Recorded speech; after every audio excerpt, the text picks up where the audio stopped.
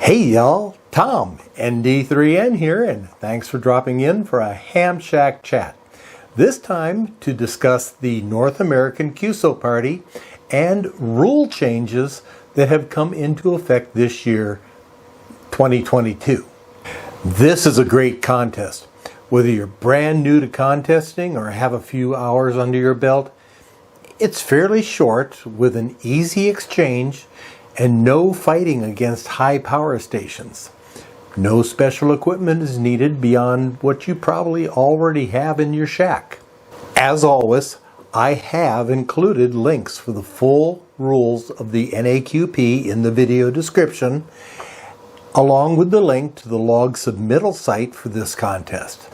I've also included a link that contains a list of contest operating software, some free and some requiring a subscription. For the free versions, I recommend N1MM, and for the paid versions, I recommend the N3FJP software. Now, personally, I use WriteLog, which is a paid subscription. As I just mentioned, a link to the full rules is in the video description, and it is your responsibility to know the rules and operate within the constraints of those rules. I will be providing a very high-level review that's intended to give you enough information to get on the air and have some fun with the contest. It should go without saying that if there is a discrepancy between what I say in this video and what is shown in the full rules, what the rules say takes precedence.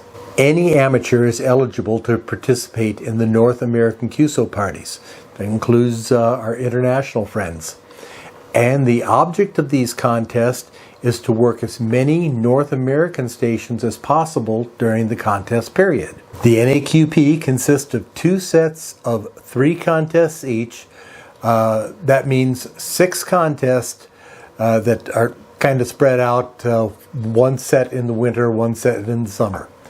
You do not have to work all 3 contests, but can pick and choose the ones that interest you the most. The winter contest flavors are CW during the 2nd full weekend in January, SSB during the 3rd full weekend in January, and RTTY on the last full weekend in February.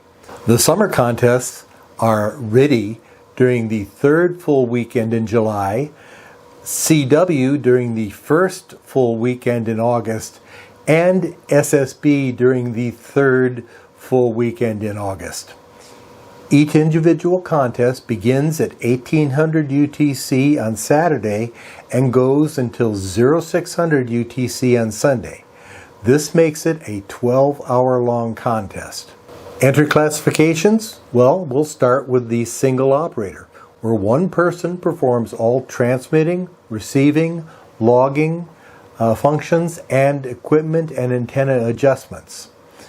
Single operators may only operate 10 hours of the 12-hour contest. And that means that you can start 2 hours late, end 2 hours early, work the whole thing and take 2 hours off in the middle. And to be honest, you don't have to work the full 10 hours that you're allowed. If you want to do 8 hours or 6 hours, that's fine. It's that kind of contest. As a new rule effective in 2020, no spotting assistance is allowed for the single operator classification. Now, the single operator assisted classification is the same as the single operator, but there you may use spotting assistance. The multi-operator 2 transmitter or multi-2 stations have more than one person performing the transmitting, receiving, and logging functions, and you are allowed up to 2 transmitted signals at any given time, each on a different band. Starting when the first QSO on a band is logged on a given transmitter, that transmitter may not transmit on another band until a full 10 minutes have passed. Multi-2 stations may operate the full 12 hours of the contest. Now note that multi-operator stations are allowed a maximum of 2 transmitted signals, but you are not obligated to have both of them active. So you can operate with a single transmitter and change out operators. So everybody gets a 2-hour shot or a 4-hour shot or whatever. And so you can have a bunch of people at your QTH working the contest.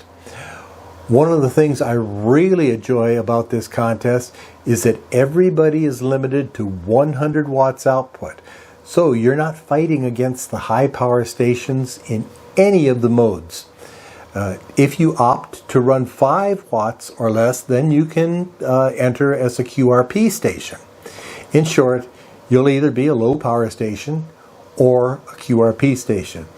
If you operate with more than 100 watts, your log will be considered a check log and will not count toward any awards.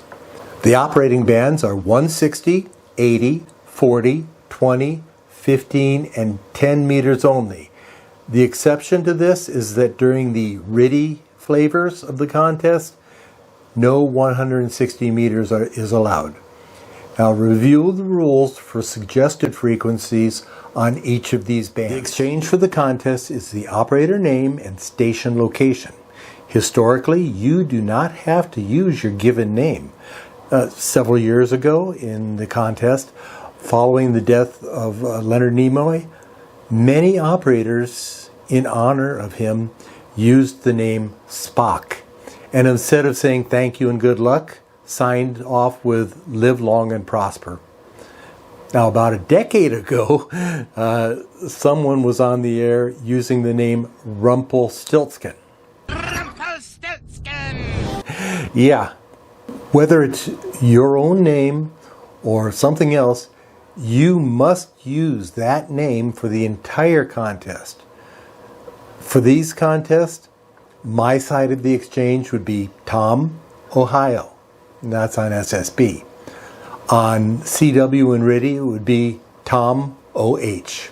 As it should be obvious, station location is your state, province, or country for North American stations. For non-North American stations, give your name only. The multipliers for this contest are all 50 states, including Alaska and Hawaii, plus the District of Columbia. The 13 Canadian provinces and territories, and other North American entities such as the island nations in the Caribbean. Multipliers count once per band, so there's a good chance to pick up a lot of them. Your final score is the sum of valid contacts at 1 point per contact times the number of multipliers worked on each band. If you have some friends that you would like to team up with, you can check out the team competition section listed in the full rules. In short, up to 5 individual single operators and single operator assisted stations can make up a team. Information on how to register your team is in the full rules. Each individual station submits their own log in the contest robot, and the contest robot will figure out the team score. Logs must be submitted in the Cabrillo file no later than 7 days after the end of the contest. In the video description, I've also included dates for the upcoming NAQP contest for the next several years. I hope to hear you on the air for these contests, and that you pick out the ones that you like, and be listening and make sure you say a special hi if you hear me on there. I prefer RTTY and CW, but I might get on and make a few SSB contacts as well. If this content has been interesting or informative, please give me a like. And you like me? Please hold. By pressing that thumbs up icon. Please share this with your friends. Sharing is good. Who may be interested, especially on social media. And if you have any comments or questions regarding this contest, please leave a comment down below. Comments? Questions? And finally, please consider subscribing to this channel. I subscribe to Teen Beat. It would make my day. I've got a lot of videos on different contests and contesting that you may want to go check out. 73 until the next Hey Y'all. I'm Tom, ND3N, and I am out.